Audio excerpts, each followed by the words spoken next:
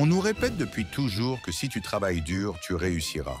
C'est le discours qu'on entend à l'école, dans les livres de développement personnel et même dans certaines histoires de réussite qu'on nous présente comme des modèles. Mais regarde autour de toi. Combien de personnes intelligentes, disciplinées, talentueuses, stagnent dans l'ombre, pendant que d'autres, moins compétents, accèdent à des postes de pouvoir simplement parce qu'ils sont nés au bon endroit, au bon moment, avec les bonnes connexions?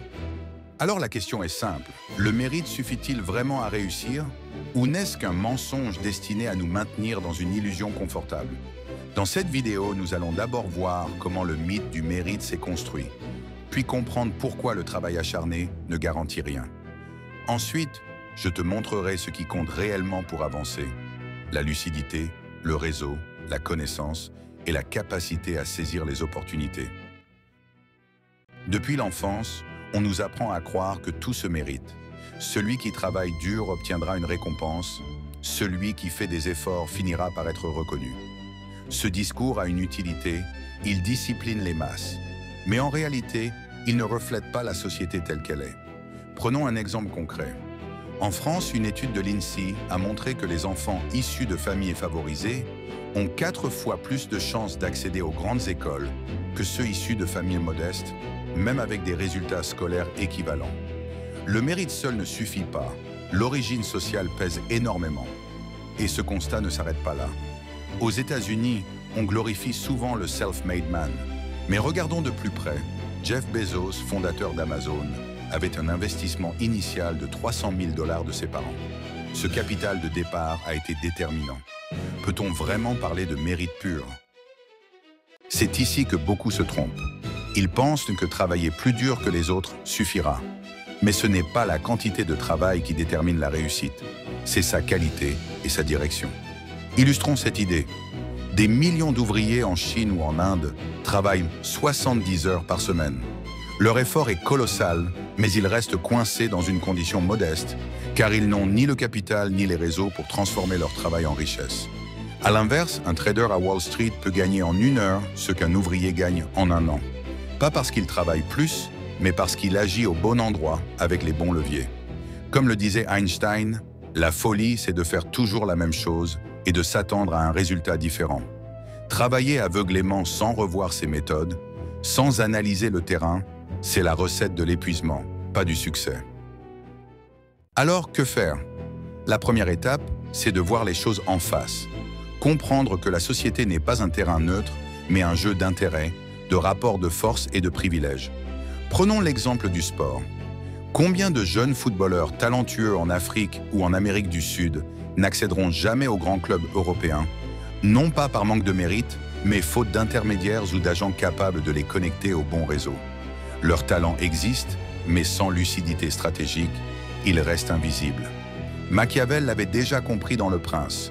Ce n'est pas le mérite, mais la fortune et l'habileté qui élèvent les hommes. Cette phrase vieille de 500 ans résonne encore aujourd'hui.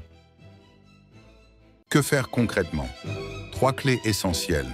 Première clé, construire son réseau. Les opportunités circulent par les relations. Selon LinkedIn, 85% des postes à responsabilité sont pourvus par le biais de recommandations et non par des candidatures classiques. Cela veut dire quoi concrètement? Que tu peux avoir le meilleur CV, si personne ne parle de toi, tu passeras inaperçu. En revanche, une simple recommandation peut t'ouvrir des portes fermées. C'est pourquoi il faut fréquenter les événements, participer à des projets collectifs, oser engager la conversation. Deuxième clé, acquérir des connaissances stratégiques. Il ne suffit pas de maîtriser un métier, il faut comprendre comment fonctionne le système. Regarde Warren Buffett. Il n'a pas bâti sa fortune en travaillant plus que les autres, mais en étudiant méthodiquement les règles profondes de l'investissement. Ses journées étaient passées à lire, à analyser, à comprendre, avant d'agir. Conseil pratique. Commence par lire des classiques comme L'art de la guerre de Sun Tzu ou Les 48 lois du pouvoir de Robert Greene. Ces ouvrages t'apprennent à penser en stratège. Troisième clé, saisir les opportunités. Le succès ne se programme pas toujours, mais il se prépare. Un bon exemple est Steve Jobs. Lorsqu'il a découvert les travaux du Xerox PARC sur l'interface graphique, la plupart des visiteurs n'y ont vu qu'un gadget. Lui a compris que c'était l'avenir. Résultat, Cette vision a donné naissance à l'ordinateur moderne d'Apple. Leçon: reste curieux, surveille les tendances, sois capable de réagir vite. Une seule opportunité saisie peut changer toute une vie. Alors, le mérite suffit-il? Non. C'est un mythe confortable mais dangereux, car il maintient des millions de personnes dans l'illusion que leurs efforts seuls les sauveront.